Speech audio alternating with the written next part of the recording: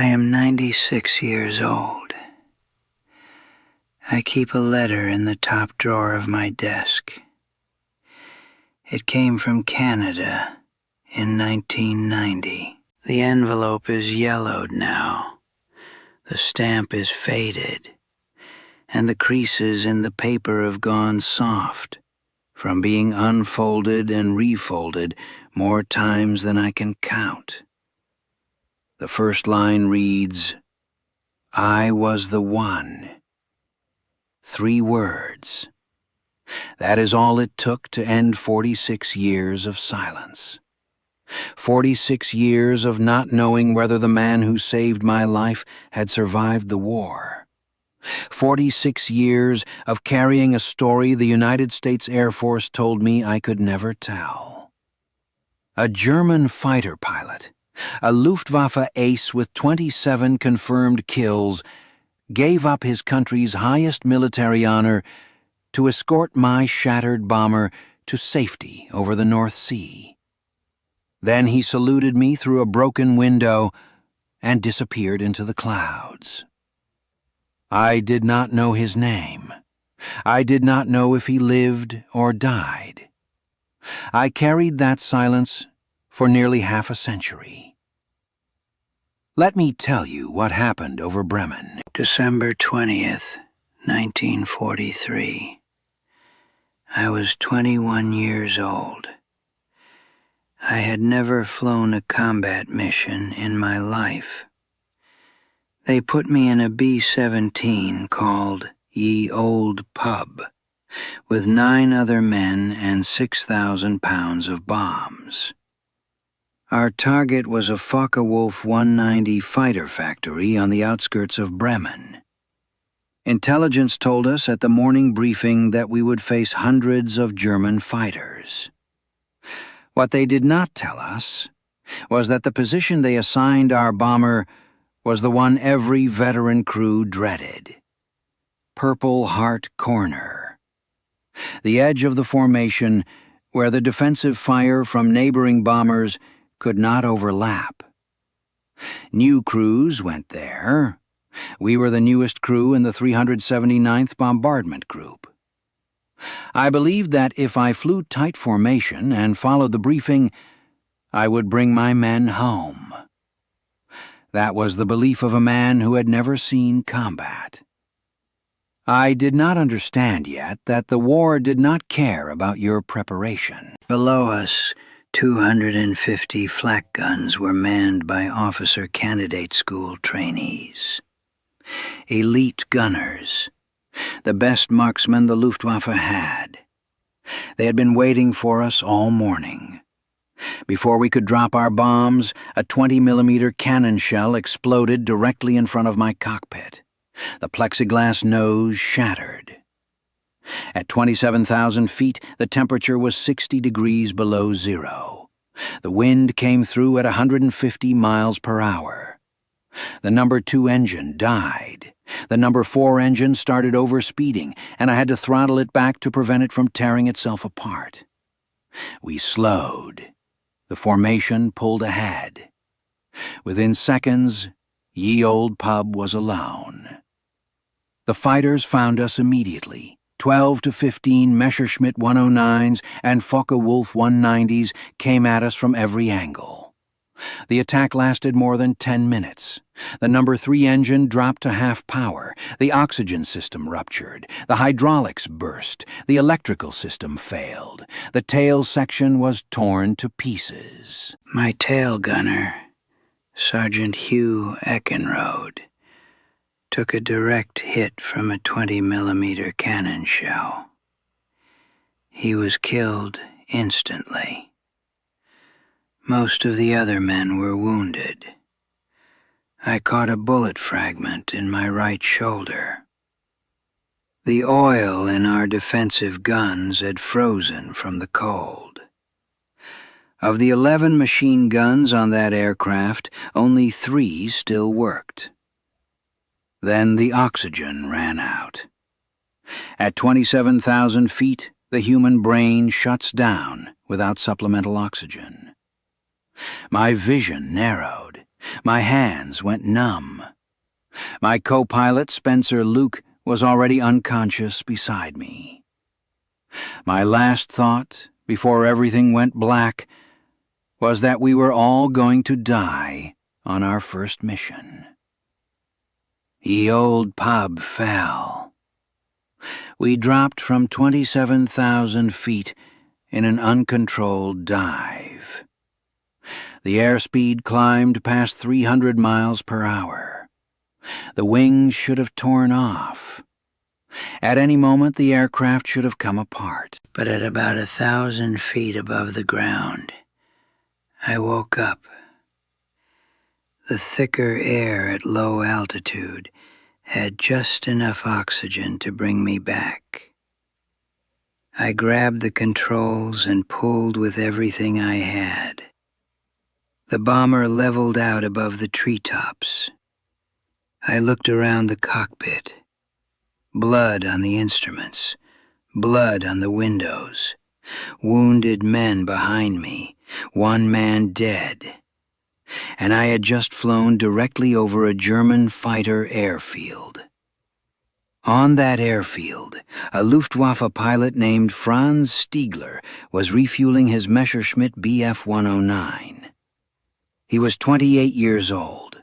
He had flown 487 combat missions. He had been shot down 17 times. His brother August had been killed in 1940 when his Junkers 88 crashed during a night bombing mission over England. Stiegler had 27 confirmed victories. One more heavy bomber, one more kill, and he would earn the Knight's Cross, one of Germany's highest military honors. The medal that would honor his dead brother. He looked up and saw my bomber limping across the sky at barely 100 feet. He climbed into his fighter, took off, and closed on my tail. His finger found the trigger, his gun sight settled on what was left of my tail section. One squeeze, and the Knight's Cross was his. But what Franz Stiegler saw through that gun sight changed him. He saw Eckenrode's body slumped over the tailgun. Blood had frozen in long red icicles from the shattered turret. He pulled alongside and looked through the holes in the fuselage. Wounded men trying to help other wounded men. A crewman with blood covering his face, another whose leg had been torn open. He saw me struggling to keep the aircraft in the air. None of us were fighting. None of us could fight. Stiegler had served under a commander named Gustav Rodel in North Africa. Rodel had told his pilot something Stiegler never forgot. If I ever hear of any of you shooting at a man in a parachute, I will shoot you myself. A man who cannot fight back is not a target. Killing him is not combat. It is murder. Stiegler looked at us and knew we were as defenseless as men in parachutes. He felt the weight of the rosary beads in his flight jacket. His mother had wanted him to be a priest. He had chosen to fly, but he had never abandoned what she taught him. He lifted his finger from the trigger. He would not kill us. He would not earn his Knight's Cross this way. But he did something more than spare us. He saved us. He pulled his Messerschmitt into close formation on our left wing. So close the two aircraft nearly touched. So close that from the ground the silhouettes merged into one shape. He knew that German anti-aircraft crews were trained to recognize captured B-17s being escorted by Luftwaffe fighters. If they saw his 109 flying formation with us, they might hold their fire. It was a desperate gamble. In Nazi Germany, a pilot who let an enemy aircraft escape faced court-martial and the firing squad. He flew with us for miles, over farmland, villages, roads filled with German military vehicles, past the coastal batteries of the Atlantic Wall. He flew so close his wingtip nearly touched our fuselage. He dared the gunners to fire, knowing that if they shot at us, they would hit him too. The coastal batteries held their fire. We crossed over the beach and out over the North Sea. Then Stigler pulled alongside my cockpit one last time. I was staring at him through the shattered window. Our eyes met. Two young men separated by a few feet of frozen air and everything the war had put between us. He raised his hand to his forehead. He saluted me. Then he banked left and disappeared into the gray sky toward Germany. I watched him go. I did not know his name. I did not understand what had just happened. I only knew that a man who should have killed me had chosen to let me live. I still had 250 miles of North Sea ahead of me. 1.5 working engines, no oxygen, no heat, no working radio. 1 man dead, 6 wounded. Morphine frozen solid. Water temperature below freezing.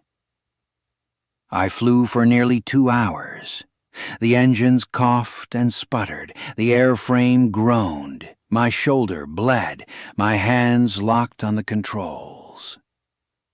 9 lives depending on whether the wings held. The English coast appeared.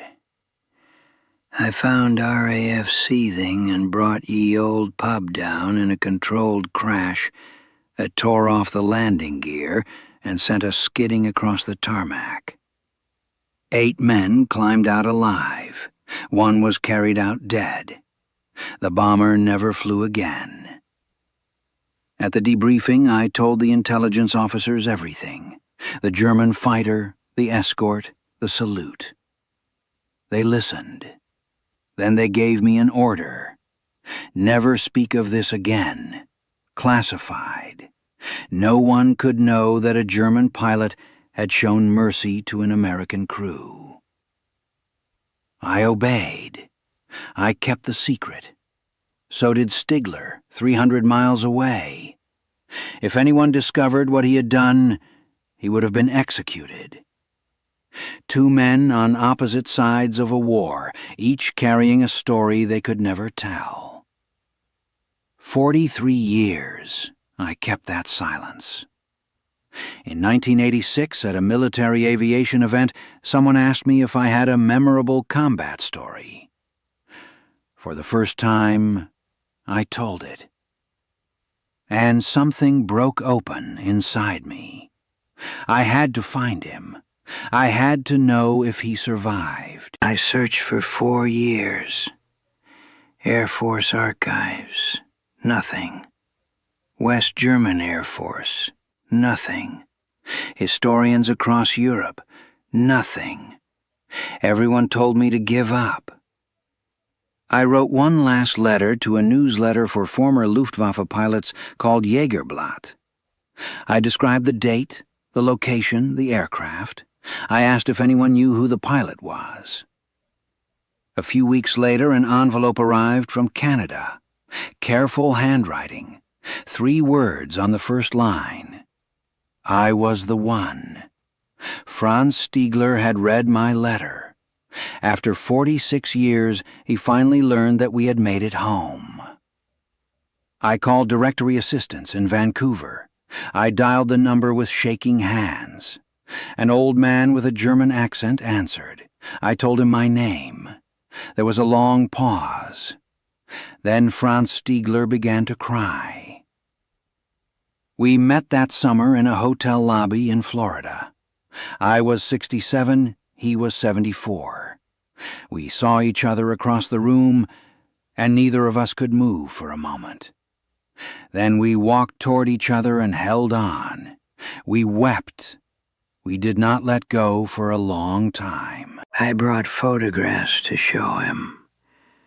Not just mine, my children, my grandchildren. all the people who existed because he lifted his finger from the trigger. He stared at those photographs and his eyes filled with tears.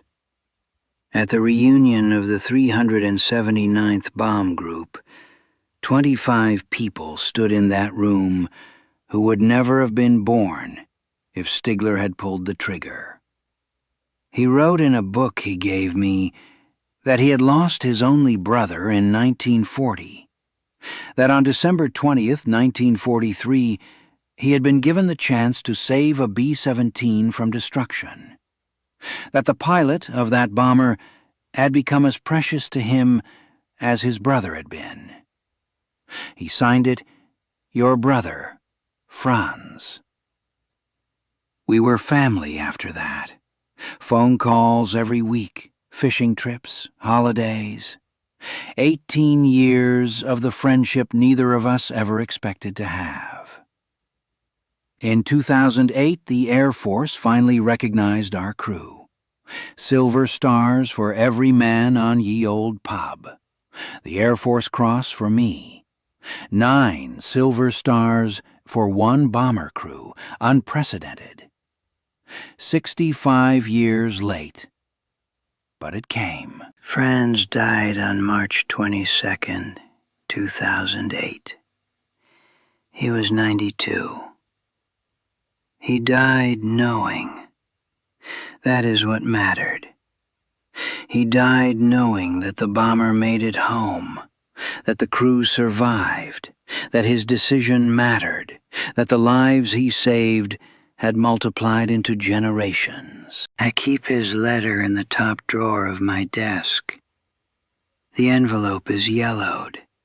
The creases are soft. 3 words on the first line. I was the one. Whoever is listening to this, I want you to understand something. The bravest thing I ever saw in the war was not a man firing a weapon. It was a man choosing not to. Franz Stigler answered a higher call that day, and I have spent the rest of my life grateful that he did.